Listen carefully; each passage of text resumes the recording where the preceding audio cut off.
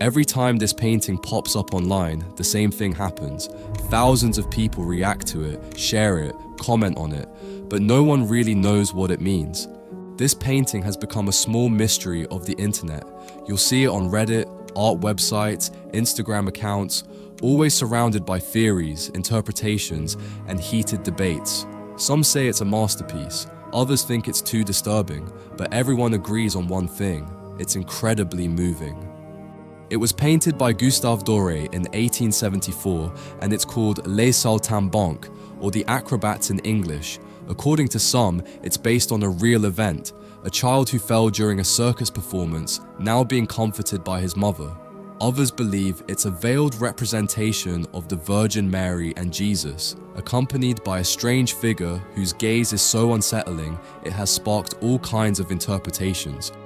And it doesn't end there. The scene is full of overlooked details: a chained owl, costumed animals, scattered playing cards. What does it all mean? Why did Doré never explain it? And why is there a second version of this same painting, even darker than the first? Gustave Doré was one of the most renowned artists of the 19th century, especially known for his illustrations. It's very likely you've seen his work without even realizing it. He illustrated masterpieces like The Divine Comedy, Don Quixote, and the Bible, all in a style that was uniquely his, detailed, expressive, and full of atmosphere. His engravings became incredibly popular throughout Europe and America, but when it came to painting, things weren't so easy. Doré tried to make a name for himself as a painter, but critics didn't receive his work with the same enthusiasm. They saw him more as an illustrator than a true painter. His artworks were often dismissed as too theatrical, too narrative, as if they didn't quite fit into what was considered high art at the time. Still, Doré never stopped painting, and in his paintings, unlike his commissioned illustrations, he chose very different subjects. Not classical heroes or biblical battles, but humble, marginalized figures. He was drawn to acrobats, street musicians, traveling vendors, people who rarely appeared in the grand art salons. He loved observing popular life, the circus, street performances, everyday scenes, and there are records showing that even in his private life, he felt a certain connection to that world. He was known for his energy, his flair for the dramatic, and his fascination with all things visually striking. But he also had a rare sensitivity, the kind that allowed him to capture what others simply overlooked. It's within this context that the painting we're about to explore was born. But before anything else, let's take a closer look at the scene. On the right side, a woman holds a child in her arms. Her head is bowed toward him, her forehead resting gently against his. If you look closely, you can see tears on her face, but she doesn't scream. She's not frantic. She cries in silence, a quiet, intimate gesture, almost religious. The child, on the other hand, is completely still. He's dressed in white and has a bandage around his head, stained with blood. His eyes are closed, and his body hangs with that limpness you only recognize when all strength has left the muscles. Next to them, there's a man dressed as a harlequin. His face is painted white, and the most unsettling part is, he hasn't removed his makeup. It's as if he just stepped off the stage. He sits with his arms resting on his knees, not looking at the ground, but at the child. He doesn't touch him, he doesn't speak. He simply watches with an expression that could be guilt, exhaustion, or disbelief.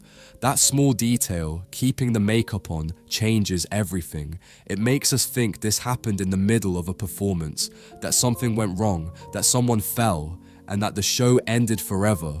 But who is this man? Is he the father, part of the act, or something else entirely?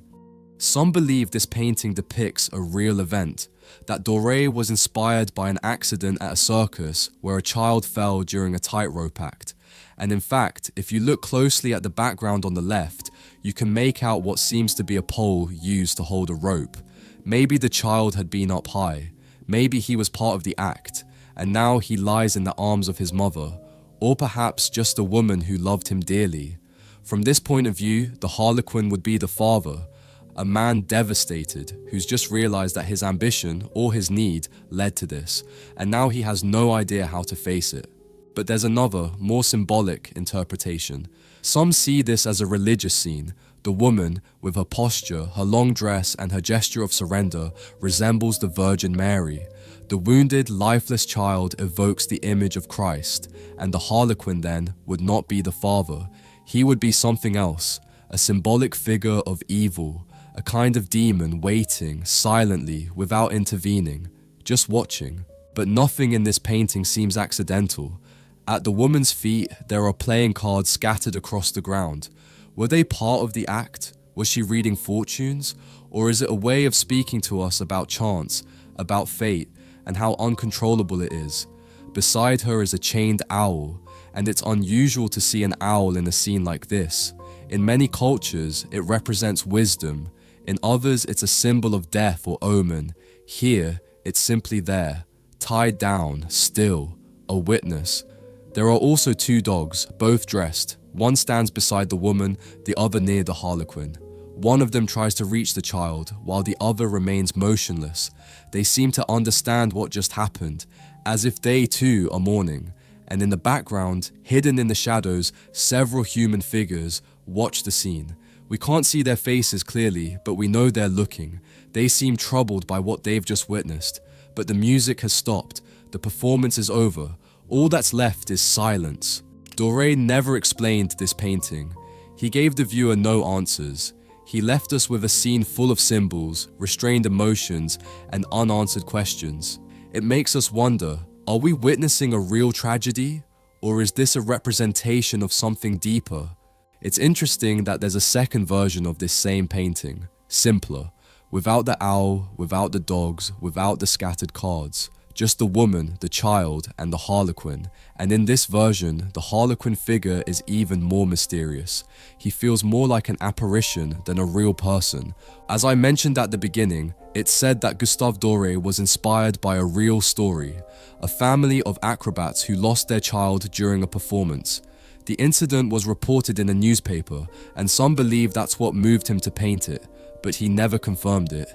He left no writings, no explanations of his work, and that's precisely what keeps this scene open to so many interpretations. What was Doré trying to portray in this painting? Was it a real tragedy? Or is it a religious allegory? I'd love to read your interpretation in the comments.